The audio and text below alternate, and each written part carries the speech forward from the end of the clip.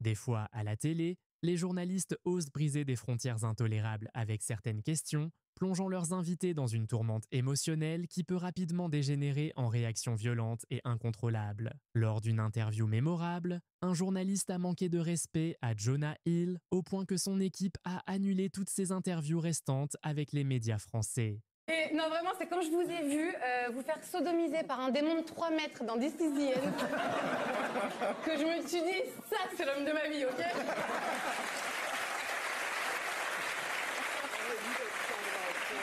Et vous êtes sodomisé assez souvent aussi, j'ai entendu, non? Du coup, j'ai un fantasme avec vous, Jonah. En fait, ce serait que... ce serait son... Juste fantasme, ça marche. Du coup, je finis pas cette vanne. Ah si. Merci Alice. J'ai envie de savoir. Non, en fait, j'ai un fantasme. En fait, ce serait qu'on se retrouve tous les deux dans une chambre d'hôtel le soir. On discute, voilà, vous me faites rire. Vous me faites beaucoup rire. Et là, d'un coup, vous ramenez vos potes DiCaprio et Brad Pitt et vous partez.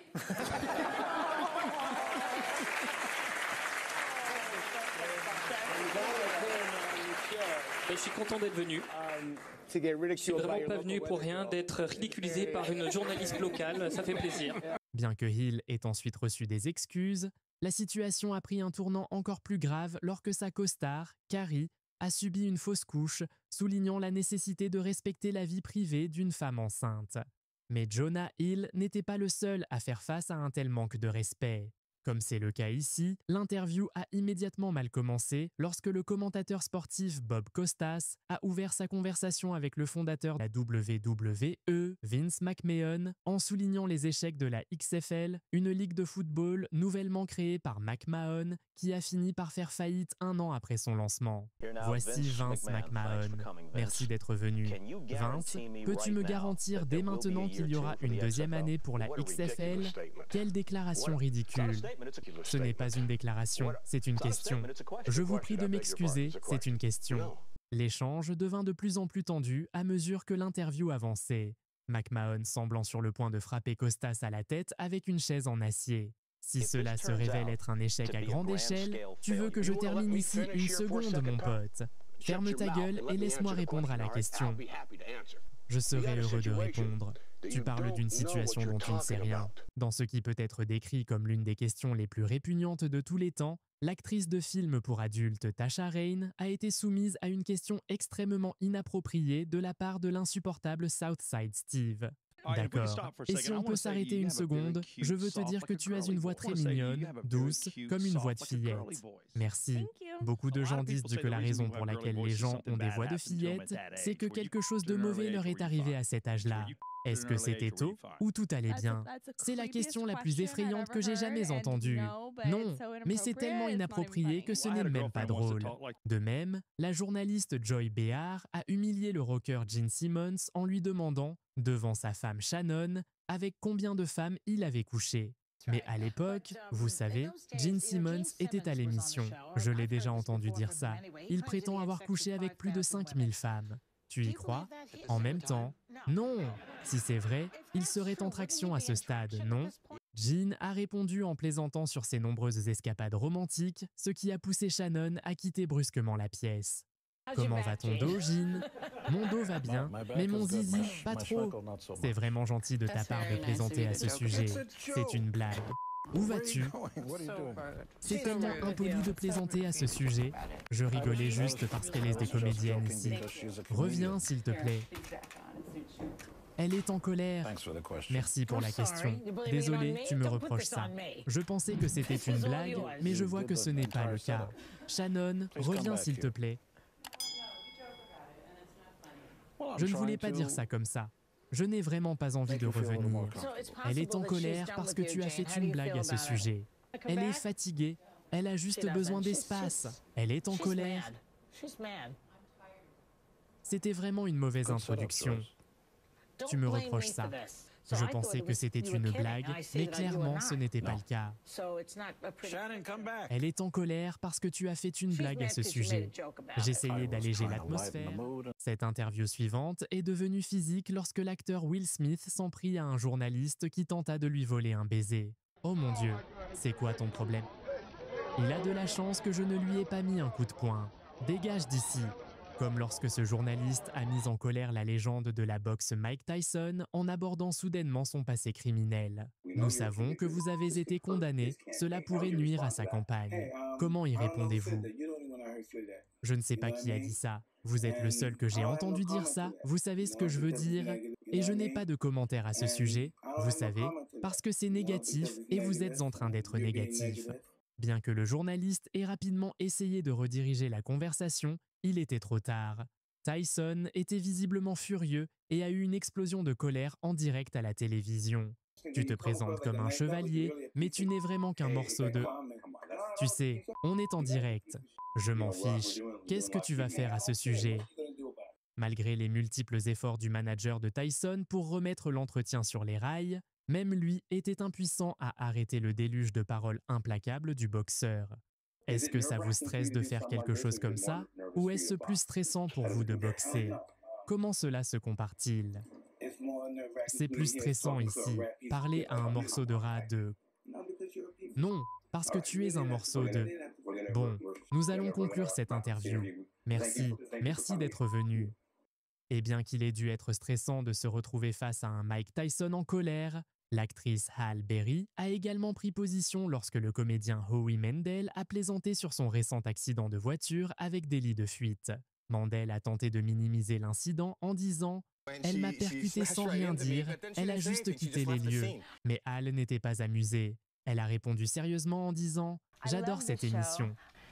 Mais être irrespecté presque en face, c'est une situation réelle et c'était effrayant et douloureux. Ce n'est pas quelque chose dont on peut plaisanter. Ah oui, c'est rapidement excusé, reconnaissant la gravité de la situation. Le réalisateur Quentin Tarantino, connu pour la violence graphique de ses films, a également remis les journalistes à leur place avec des remarques fermes. Lorsqu'on lui a demandé pourquoi une telle brutalité était nécessaire dans ses films, Tarantino a répliqué « Vraiment, j'aimerais vous voir marcher dans la rue et vous faire attaquer par des enfants qui viennent juste de voir votre film. » Il a mis en question le point de vue du journaliste en disant « Vous confondez la vie réelle et les films. Les enfants peuvent faire la différence. » Les acteurs de Tarantino font souvent face à un examen similaire. Lors d'une interview sur l'utilisation controversée du mot en haine dans l'un de ses films, l'acteur a été interrogé pour savoir s'il avait déjà utilisé ce mot. Mal à l'aise, il a répondu « Je n'aime pas le dire ». Et lorsque le journaliste a insisté, il a ajouté « Dites-le, ils vont le couper ». L'acteur a hésité, disant « Je ne peux pas le dire. Si je le fais, cette interview ne sera pas diffusée ».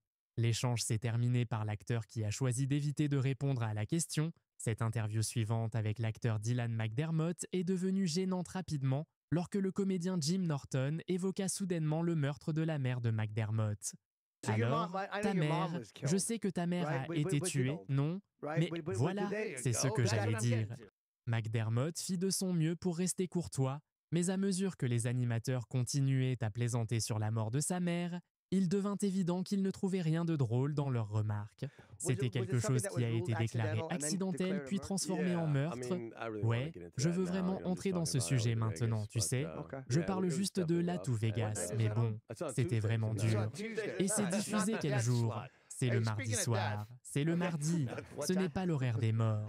Lors d'une explosion notoirement passive-agressive, l'acteur Billy Bob Thornton se mit en colère sur la station de radio canadienne Q en faisant la promotion de son groupe, The Boxmasters, souhaitant être pris plus au sérieux en tant que musicien.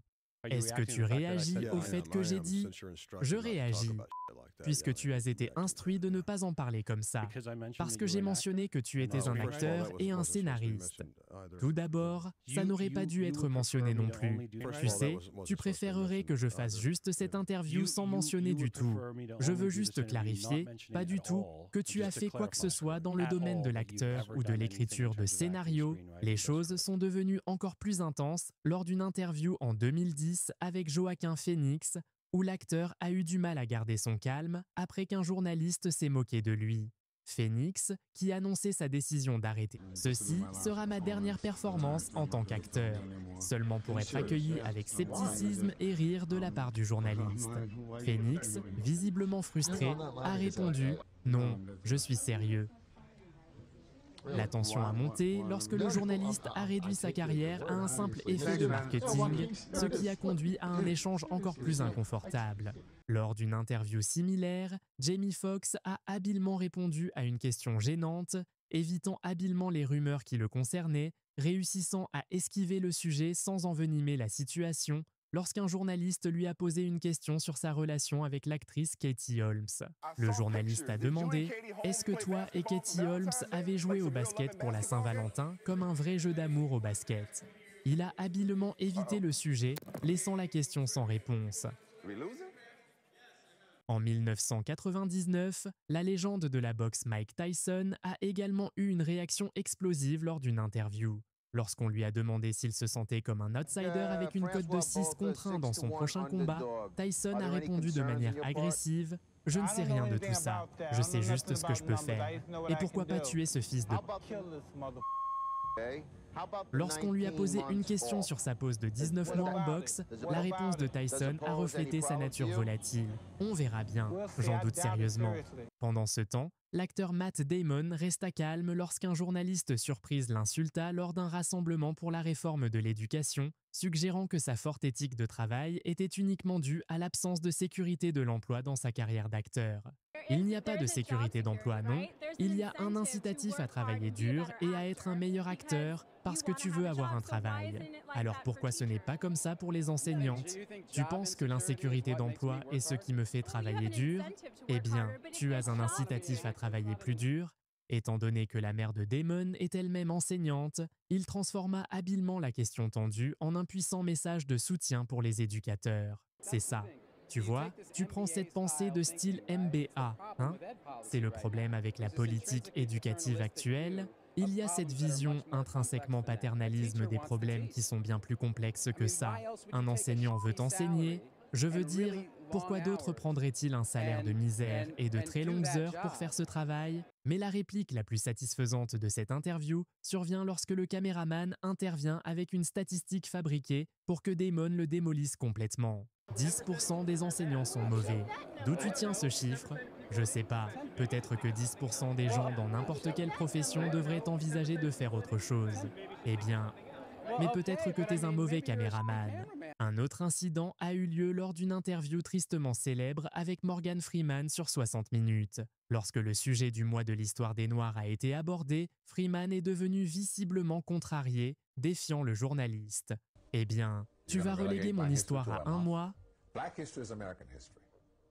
Je ne sais pas comment on va éliminer le racisme. Arrête de parler de ça. Cet échange a eu lieu juste après le retour de Tyson sur le ring, après une suspension pour avoir mordu l'oreille d'Evander Holyfield lors d'un précédent match. Les réponses de Tyson étaient teintées de la colère illustrant son attitude de confrontation. Lorsqu'on lui a demandé ce qui expliquait sa rage, Tyson a répliqué « Je te parle comme je veux te parler. Si ça te pose problème, éteins ta station. » L'interview s'est brusquement terminée avec « Bonne chance pour ton combat ». 50 Cent s'est également retrouvé dans une interview tendue lorsqu'il a révélé qu'il avait gagné environ 80 millions de dollars grâce à son contrat de basket avec Reebok. La réaction du journaliste, insinuant que le montant n'était pas impressionnant, a visiblement offensé le rappeur. Il a répondu vivement « On dirait que la maman de mon fils me parlait comme ça avant. C'est pour ça que je ne lui parle plus. » Peu d'explosions à la télé ont été aussi légendaires que l'explosion de Kanye West en 2013 sur Shade 45 avec l'animateur Sway Calloway. L'interview est devenue tendue lorsque Sway a demandé à Kanye au sujet de sa querelle avec Nike concernant ses lignes de chaussures et de vêtements. Kanye a rétorqué avec colère, alors que Sway tentait de lui donner des conseils sur comment s'autonomiser et éviter de dépendre des grandes entreprises. Kanye a rabaissé les efforts de Sway en disant « Tu n'as pas dépensé 13 millions de dollars de ton propre argent pour essayer de t'autonomiser. » Malgré l'approche agressive de Kanye, Sway a géré la situation avec calme remarquable. Il a répondu « Tu n'as pas besoin de t'énerver. On est civilisé ici. J'essaie de comprendre ton monde. » Sway est resté sur ses positions, expliquant calmement « Je t'aime, mais tu n'as pas besoin de faire ça. » Sa gestion posée de l'explosion de Kanye a évité que la conversation ne dégénère davantage, maintenant un niveau de professionnalisme malgré le comportement volatile de Kanye. Mais nous ne sommes pas au bout de nos surprises avec les questions maladroites. Le réalisateur Quentin Tarantino a une fois réagi avec colère lorsqu'un journaliste lui a demandé s'il croyait que les films pouvaient inciter à la violence dans la vie réelle. Pourquoi es-tu si sûr qu'il n'y a pas de lien entre apprécier la violence au cinéma et apprécier la violence réelle? Pourquoi? Parce que je refuse ta question. Je ne suis pas ton esclave et tu n'es pas mon maître. Tu ne peux pas me faire danser à ton rythme. Je ne suis pas un singe. Je ne peux pas te faire répondre à quoi que ce soit. Je te pose juste une question intéressante. Je te dis que je refuse. Mais je voulais juste te poser une question. Après son échange houleux avec Tarantino, on pourrait penser que le journaliste Krishnan Gurumurthy aurait tiré des leçons. Cependant, il s'est retrouvé plus tard dans une confrontation tendue avec l'acteur Robert Downey Jr., l'assaillant avec une question inattendue sur ses opinions politiques. Ce que j'aimerais vraiment te demander, c'est au sujet d'une citation que tu as donnée au New York Times, et je ne veux pas te surprendre. Si tu ne veux pas en parler, c'est très bien, mais ce que tu as dit au New York Times, c'était après ton incarcération. Et tu as dit qu'on ne pouvait pas passer d'une suite d'hôtel à 2000 $ la nuit à une prison et comprendre ça et en sortir libéral. Est-ce que ça veut dire que tu n'es pas un libéral ou que tu es sorti de prison sans être libéral? On fait la promotion d'un film. Malgré les tentatives de Robert Downey Jr. pour rester diplomatique, il n'a pas pu cacher sa frustration lorsque Krishnan a commencé à s'immiscer dans sa vie personnelle, ce qui a déclenché une réponse mémorable de sa part. Tu as parlé dans d'autres interviews, encore, de ta relation avec ton père et du rôle de tout ça dans, tu sais, les périodes sombres que tu as traversées, et de la drogue et de l'alcool, tout ça. Et je voulais savoir si tu te sens libéré de tout ça, ou si c'est encore quelque chose. Je suis désolé, mais je ne comprends pas ce qu'on fait. Eh bien, je pose des questions, c'est tout. D'accord. Merci, merci à vous. Désolé, ton micro. Tu vois, là, ça commence à devenir un peu... Non, non, je ne veux pas faire ça. N'oubliez pas de vous abonner à notre chaîne. Donnez-nous un pouce bleu et partagez-le avec vos amis. Nous aimerions beaucoup connaître vos avis dans les commentaires ci-dessous, alors n'hésitez pas.